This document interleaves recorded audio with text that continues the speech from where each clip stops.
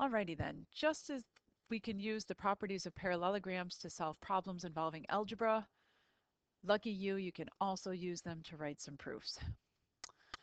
So reminder that once we know that a figure is a parallelogram, we can use any of the properties in that list. We can use that its opposite sides are parallel, that its opposite sides are congruent, that its opposite angles are congruent, its adjacent angles are supplementary, it has diagonals that bisect one another, and that the diagonals divide the parallelogram into two congruent triangles.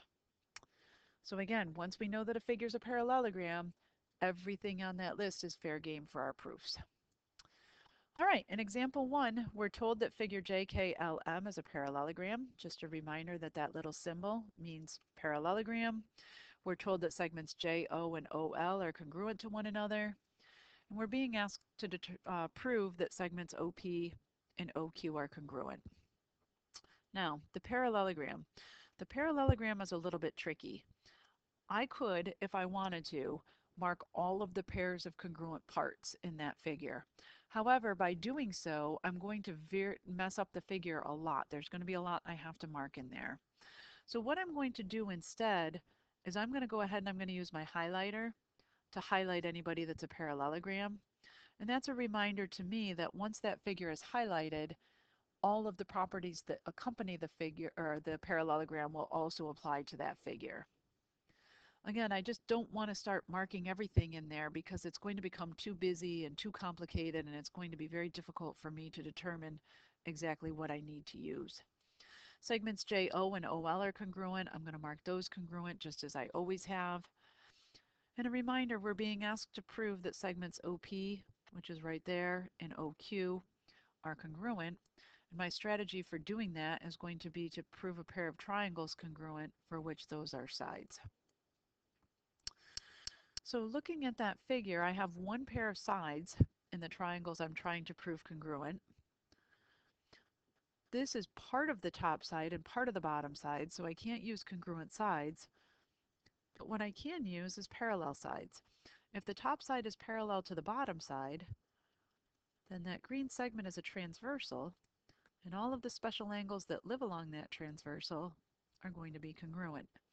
Namely, the pair I want are angles 1 and 2 because they're inside the triangles. And likewise, for that blue transversal, everybody that lives along all the special angle pairs that live along that blue transversal are going to be congruent, making angles 3 and 4 congruent.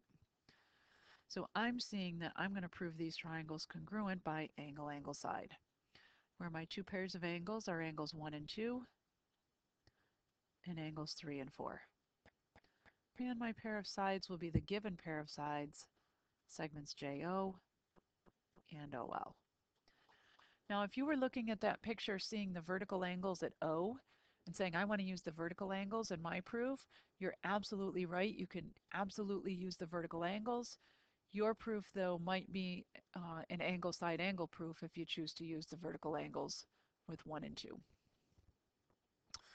All right, I'm going to go ahead and get started by writing about the parallelogram. So I know that figure JKLM is a parallelogram. I know that's a true statement because it's given to us that that's a true statement. And from there, I use the parallelogram to establish the fact that the top side JK and the bottom side ML were parallel.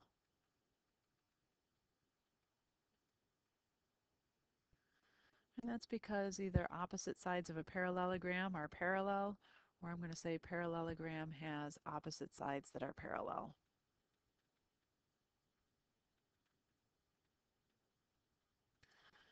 And those parallel lines, in turn, are what gave us the congruent angles.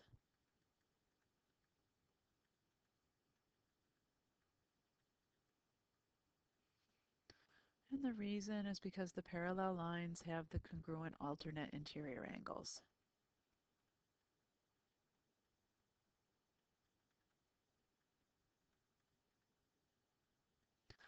I knew that I wanted to talk about those congruent segments that were given. And at this point now, I've talked about angles 1 being congruent to angle 2. There it is. 3 being congruent to 4. There they are. And JO being congruent to OL. So I have now everything I need to conclude that those triangles are congruent. Remember when you name your triangles to match up their corresponding parts. So angle L in the second triangle matches up with or corresponds to angle J in the first triangle. O matches up to itself. Q matches up to P. So again, just remember that the order is important in that second triangle. And again, my reason here is angle, angle, side. Yours might be angle, side, angle if you use the vertical angles. And once the triangles are congruent, I know that all of their corresponding parts are congruent.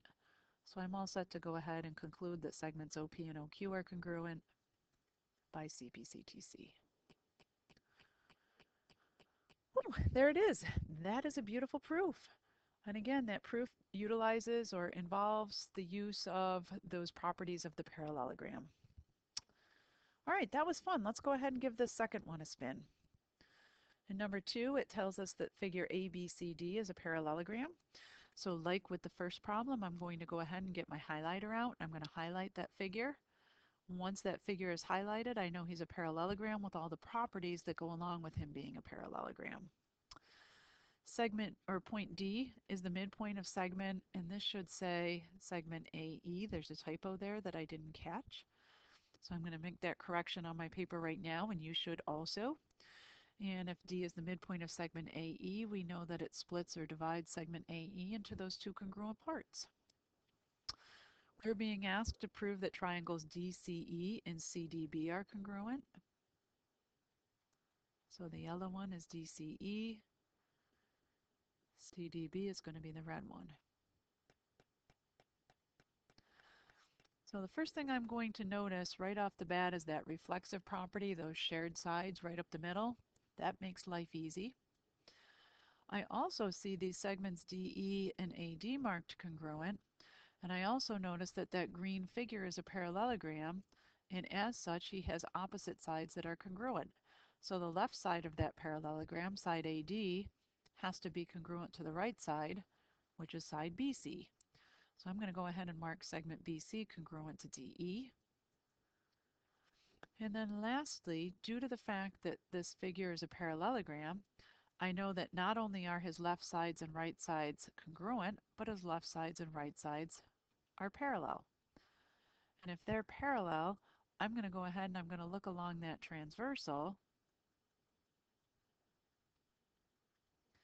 And in looking along the transversal, I see that first angle, which is formed by the left side in the transversal, and that second angle formed by the right side in the transversal. And as alternate interior angles on parallel lines, they're going to be congruent to one another. So I'm going to prove these triangles congruent by side angle side, where one of my pairs of sides is segments DE and BC. My angles that I'm going to make congruent are 1 and 2. And then lastly, the reflexive property with segment DC congruent to itself. So that's my plan, that's my mission. This is going to be fun. All right, I'm going to go ahead and I'm going to start out by talking about figure ABCD being a parallelogram.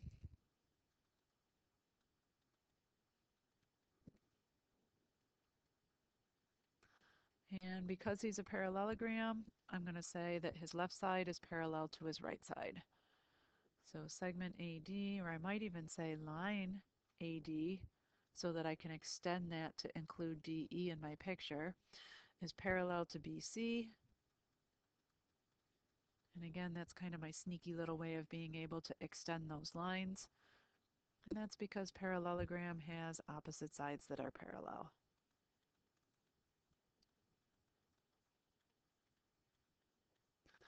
And because those lines are parallel, that's what makes angles 1 and 2 congruent. So my parallel lines have the congruent alternate interior angles.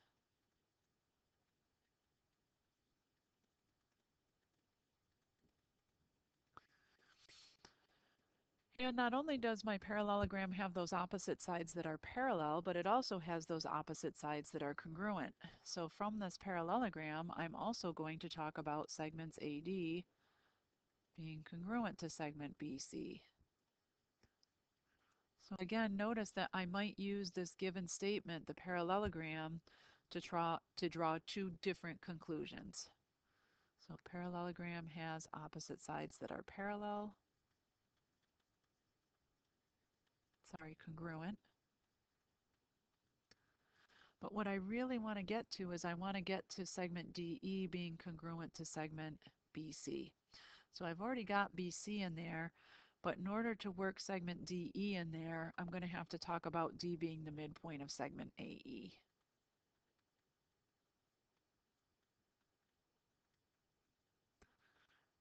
And because D is that midpoint,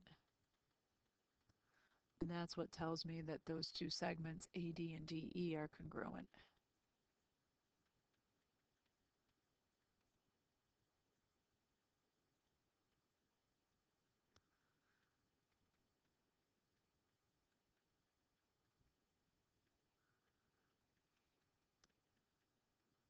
And at this point, notice that I've got AD congruent to BC, and I've also got AD congruent to DE.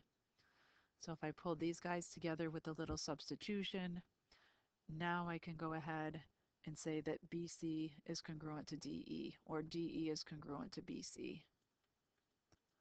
And you can either say two segments congruent to the same segment are congruent to one another. I'm just going to say substitution. I'm going to take AD out of this first congruency statement, and I'm going to replace it with its equal, which is DE. So there's substitution.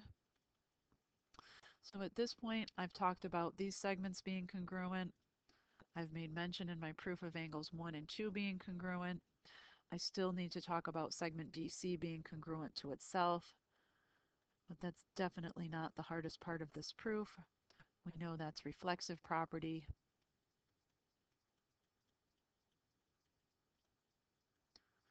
So at this point, I have made mention in my proof of all three of those pairs of congruent parts that I need in order to be able to conclude that the triangles are congruent. So triangle DCE is congruent to triangle CDB. And my reason for being allowed to say they're congruent is side angle side. All right, that was a good one. Like always, why don't you flip up to the top of the next page, summarize the key ideas and the important takeaways, and see what you can do with that check your understanding question on the next page.